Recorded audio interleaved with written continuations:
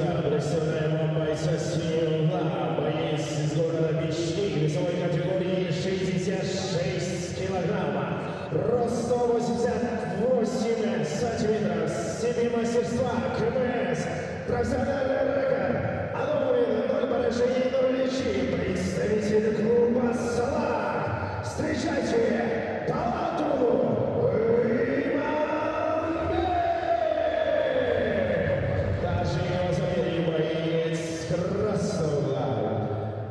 Боец из Узбекистана, весовой категории 66 килограмм, рост 175 сантиметров, ему 24 года, степень мастерства, ММА, дебютный бой, профессиональный рекорд. Дебютный бой, также встречайте, Даминов Рустам! Давайте на середину. Рефери в октагоне.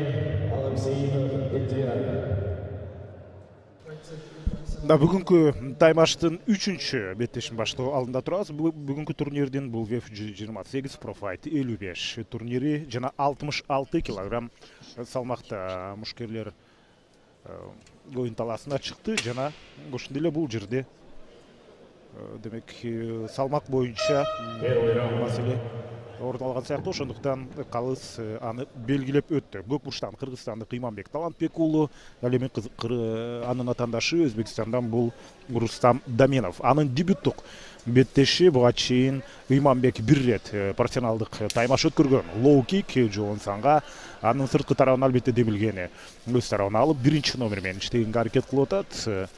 Азырынча атаандашты бурушка такоо менен бир лоу-кикти ишке ашырып, акырындап демилгени алуу менен бара жаткан мезгили.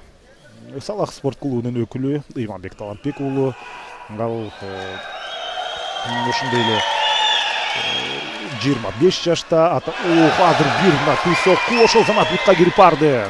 Партерге которуу болгон аракет, иш жүзүн ашып атат. Партерге которуу ийгиликтүү.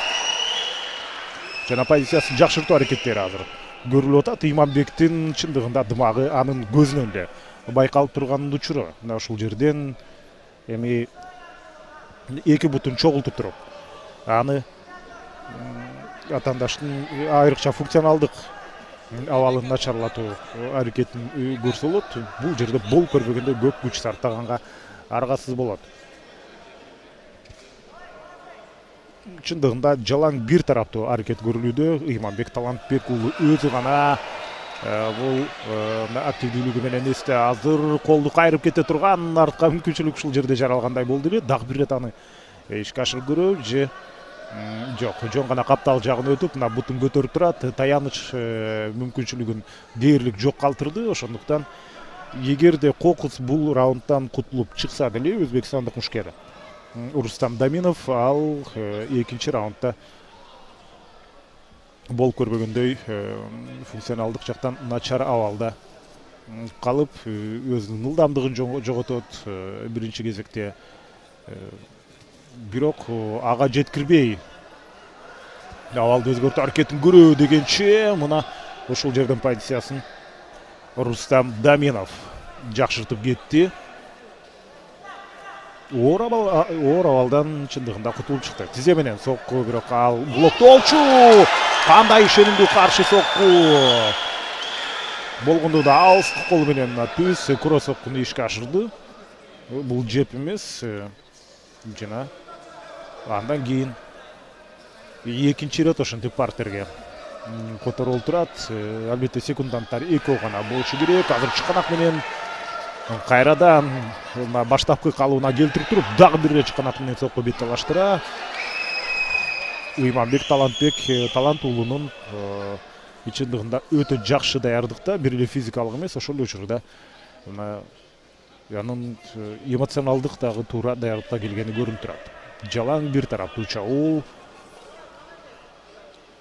Ыңгайлуу позицияны кайрадан ээледи. Өзбекстандык мушкер Иманбекке караганда 1 жашка кичүү. Мына дагы бир өтө оор соккулар. Албетте соккулардын саны көп эмес, бирок өтө оор чабуулдар орун алып атат. Жана ушул жерден беттешин токтотуу керек. Албетте ал токтоду. колунан тартып конокто тургузуп коюу керек. Кандай болгон күндө дагы бул да кошуна өлкөдөн келген мушкер Уйманбек талант уулу ошентип өзүнүн карьерасындагы экинчи жеңишине жетти. Техническим нокаутом в первом раунде побеждает боец синего угла.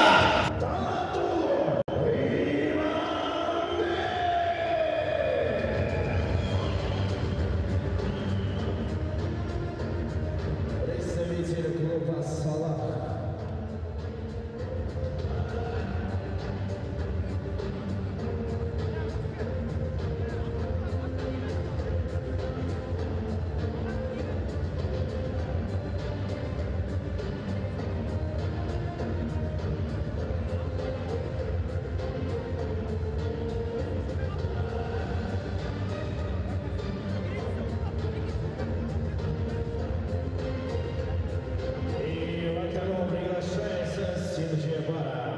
Приглашается боец синего угла.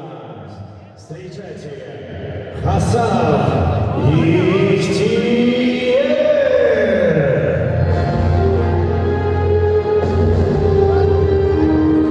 Жөнүндө аябай жакшы деңгээлде өтөт. Атаңдашыңыз жөнүндө информация бар беле? Даярдандыңыз беле? Атаңдашым ошо башка жужутсу спорт видение кылган экен. Жужутсуда тренировка кылган экен башта. Аябай жакшы соперник болчу. Аны Бул бойдо кимге арнайсыз? бул бойдо ушу мен үктөлөрүм көбүнчө болбойт да. Крашкаларыма калайм ушул.